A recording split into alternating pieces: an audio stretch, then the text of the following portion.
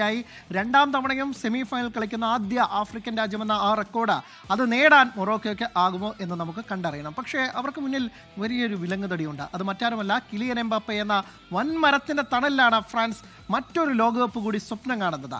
ലോകകപ്പ് ചരിത്രത്തിലെ തന്നെ ഗോളെണ്ണത്തിൽ മുന്നിലെത്താനുള്ള കുതിപ്പിലാണ് എംബാപ്പെ. ക്വാർട്ടർ പോരിൽ മൊറോക്കോ എന്ന ഏറ്റവും ഭയക്കേണ്ടതും ഈ എംബാപ്പയെ തന്നെയാണ്. 8 കൊല്ലം മുൻപ് റഷ്യയിൽ കണ്ടൊരു 19-കാരൻ കണ്ണിൽ പതിയാൻ പോലും ഇടം നൽകാതെ പന്തുമായി നടത്തിയ പാച്ചിൽ കളിയാരാധകരുടെ മനസ്സിൽ ഇന്നുമുണ്ട്. അവിടെ നിന്നാകെയുണ്ടായ മാറ്റം പ്രായത്തിന് മാത്രമാണ്. പിന്നാലെ ഓടിപ്പിടിക്കാനായി പലരും പല കുപ്പായമണിഞ്ഞെത്തിയെങ്കിലും കാര്യമുണ്ടായില്ല. റഷ്യയിലേത് സാമ്പിൾ മാത്രമായിരുന്നു. ഖത്തറിൽ ലുസൈലിലെ അന്തിമ വിധി ദിനത്തിൽ മെസ്സിപ്പടയുടെ ചോരയും നീരും ഉൾപ്പെടെ സകലതും അവൻ ഊറ്റിയെടുത്തു. തോൽവിയിലും ജേതാവായി. തുടർച്ചയായ 3-ാം തവണയും കലാശപ്പോരിന്റെ ഒരു വശത്ത് ഫ്രഞ്ച് കപ്പൽ നങ്കൂരമിടുമെന്ന് ഫുട്ബോൾ പണ്ഡിറ്റുകൾ ആണയിട്ട് ആവർത്തിക്കുന്നു. കാരണം അവനാണ് കിലിയൻ എംബാപ്പെ.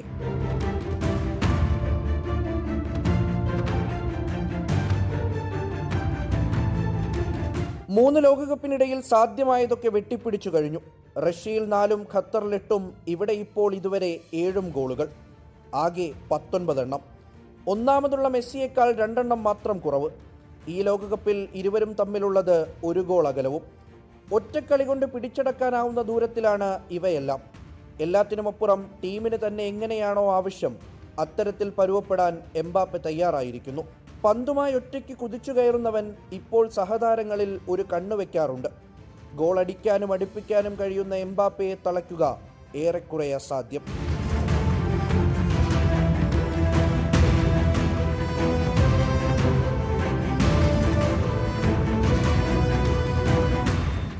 ബോസ്റ്റൺ സ്റ്റേഡിയത്തിൽ ആദ്യ മിനിറ്റ് മുതൽ എല്ലാവരും തേടുന്നത് അവനെയായിരിക്കും.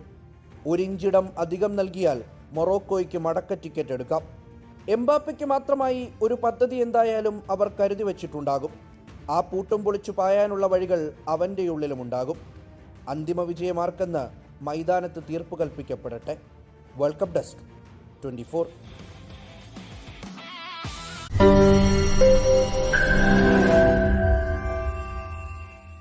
ലോകത്തെവിടെയായാലും ഏത് സമയത്തും 24 വാർത്തകളും ഓഗ്മെന്റഡ് റിയാലിറ്റി പാക്കേജുകളും എക്സ്പ്ലെയിനറുകളും വിശദമായി കാണാൻ ഞങ്ങളുടെ യൂട്യൂബ് ചാനൽ നിങ്ങൾക്ക് സബ്സ്ക്രൈബ് ചെയ്യാം.